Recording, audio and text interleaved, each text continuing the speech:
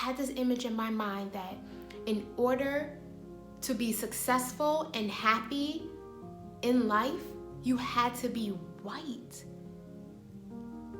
I can't help to think that because that was the surrounding that I lived in.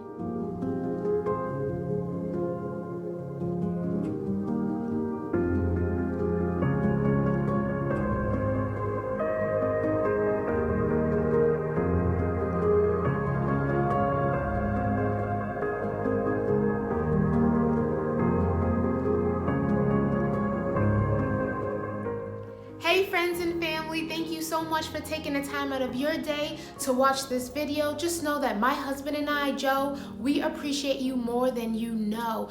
And if you haven't done so already, please like this video, like our other videos, tell your friends to subscribe to the Davis Connection, and I promise you, you will love us. Follow us on Instagram and Facebook. On there, we share encouraging posts to just inspire, uplift, and just give you a new perspective on life. Now, I have so much to say in so little time. The video today is The Talk, Growing Up Black Part 1. Now, it took me a long time to get bold and feel comfortable enough to share my experience growing up black. Now, the idea of this video is not to hurt anyone's feelings, not to make anyone feel bad, but just open your eyes and to learn a little bit about someone else's perspective. Now, I know that a lot of people believe that if something is not happening to them, it's not real. And I want to let you know that racism is real, discrimination is real, microaggression is real, and all the above. And those are things that divide us. However, we can come together if we talk about it. And it's time to address the big elephants in the room. It's time for everyone to speak up. And it's time for others to take a moment and listen. So now I'm just gonna dive right in. I was born in the Bronx, 1990, and my grandmother is the person that raised me, and she was born in Philadelphia, Pennsylvania in 1929. She died in 2007. She has seen it all, but the only thing she did not see was our first black president. And can I tell you, I know that she would have been super excited to have experienced that. Now, growing up with her, I cannot say that everything was bad, and I cannot say that everything was all good, but I can tell you her way of the talk to me was, honey, it's okay to love all people, but you cannot trust them. And she said, people are funny. And I looked at her and I'm like, Grandma, people are funny. You can't trust them. I did not know what she meant until I got to college. Now, she put me in a Catholic school, and I was one of about 10 black people. It was an all-white school. And I think that was her way of the talk and her way of protecting me so I wouldn't get my feelings hurt by anyone. But it wasn't much. She didn't really say much.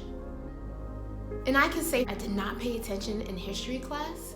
And maybe I was for sure oblivious to living the black life and the racism and the discrimination that we actually faced. And it's pretty sad.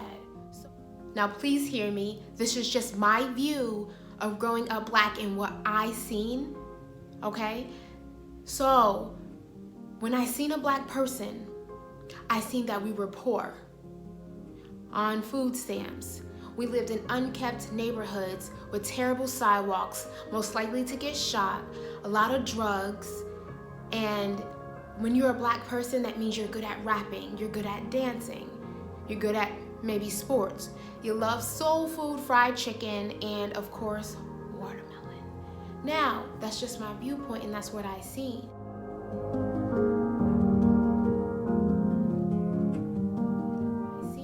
When I went to school, all I seen was white people and white teachers. So then I had this image in my mind that in order to be successful and happy in life, you had to be white. I can't help to think that because that was the surrounding that I lived in. Now, with all my white classmates, they could have want for nothing. They had cell phones, new sneakers each year. They had a vehicle to get to and from school. They had everything they wanted and needed. And I looked at them and I'm like, I want those things. What I seen from the outside, it looked like they were happy. Why do I live in this neighborhood? How come we don't own a home? And those are the thoughts that I had growing up. Now, I'm not saying this is about everyone, but this is my experience. Not only did I have that viewpoint, I started to dislike who God made me. It was getting to the point where I didn't like my natural, curly, coarse hair or the color of my skin. And the color of my skin is a dark skin, and believe it or not, I was made fun of by other Black people. So at this point, I was not comfortable in my environment. I was not comfortable the way God made me. With those feelings and thoughts, I wanted to be white in the worst way.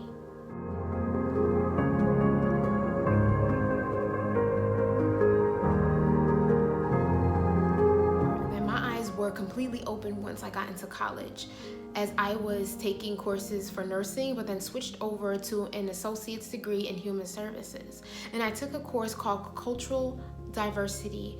And boy, I tell you, it taught me a lot about racism, about colorism, microaggression. If you don't know those other two, take a moment to look it up, and I promise you, it is worth it. Everywhere I went, I was probably one of a few Black people, school, work, church. Literally everywhere I went lacked diversity. Now, don't get me wrong.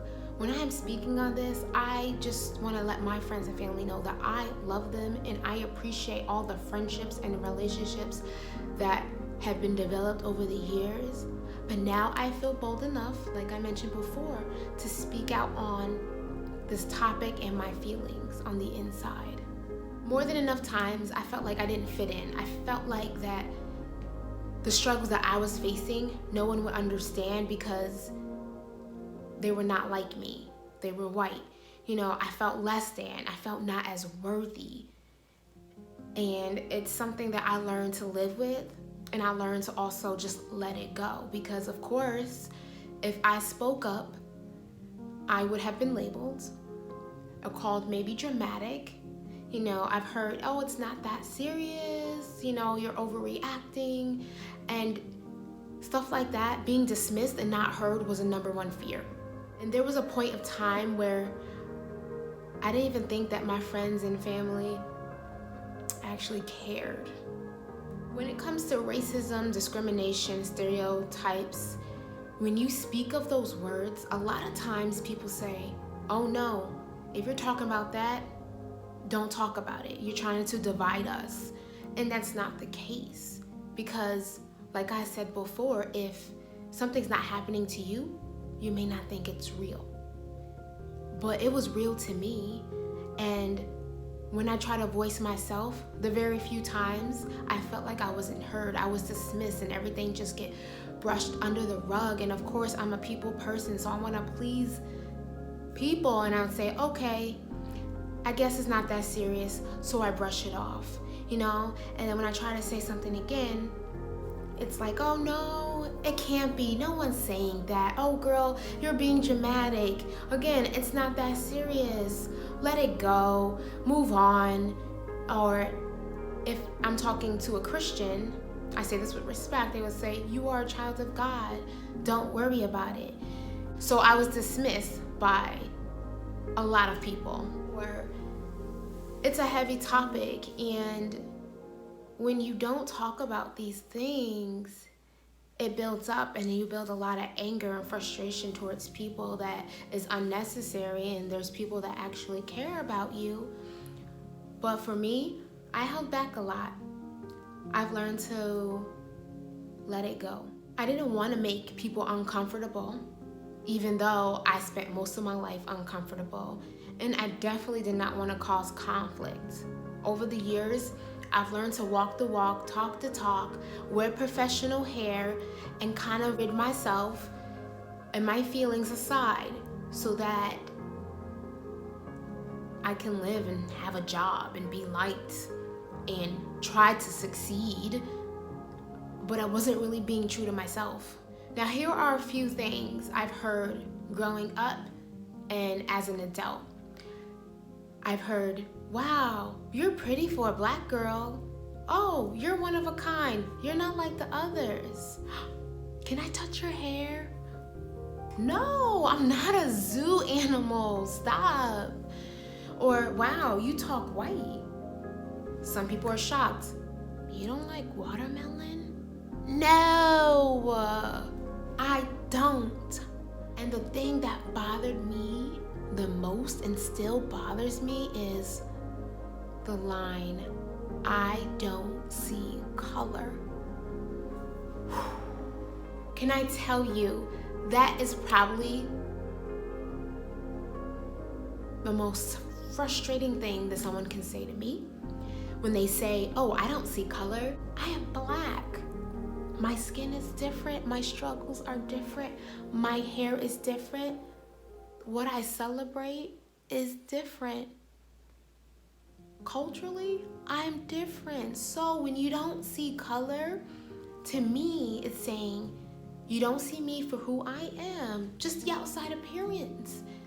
And in order for you to treat me like a person, you have to rid away my struggles and all my insecurities and all the above to really see me. And I know that God did not just make us different to say I don't see color.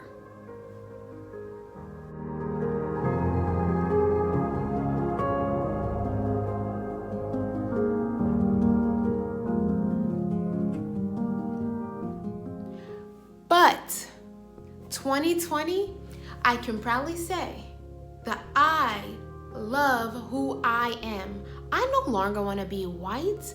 I realize that I can be happy being black. I can be successful. Now, what helped me get through that? In realizing that I have as much value of a life as the next is learning about the true gospel of Jesus Christ. Now, I know this is not what you expected in my video, but that's how I overcame my insecurities, fears, and doubts, and to truly love who I am and who God created me to be. So when I say the gospel of Jesus Christ, okay, really quick. God so loved the world that he sent his only son to die on a cross. Nail-pierced hands, blood shed. He could have gotten off that cross, but he didn't. He died.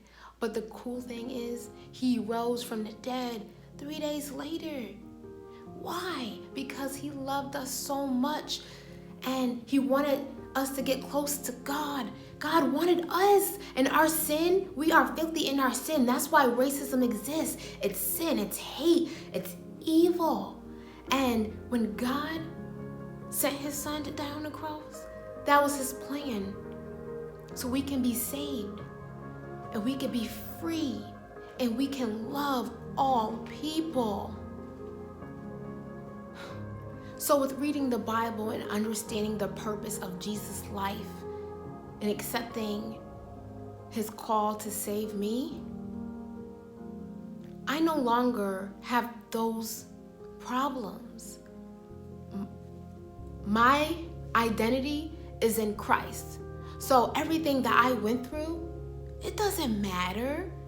The pain and suffering does not compare to Jesus' suffering on the cross. Now, yes, I went through those things, and problems that I have now, problems are going to come up. Not everything's erased. I'm not saying there's a perfect life, but I have faith in Jesus. My hope is founded in him. I no longer have to worry about those such things, even if I don't have all that I want and need.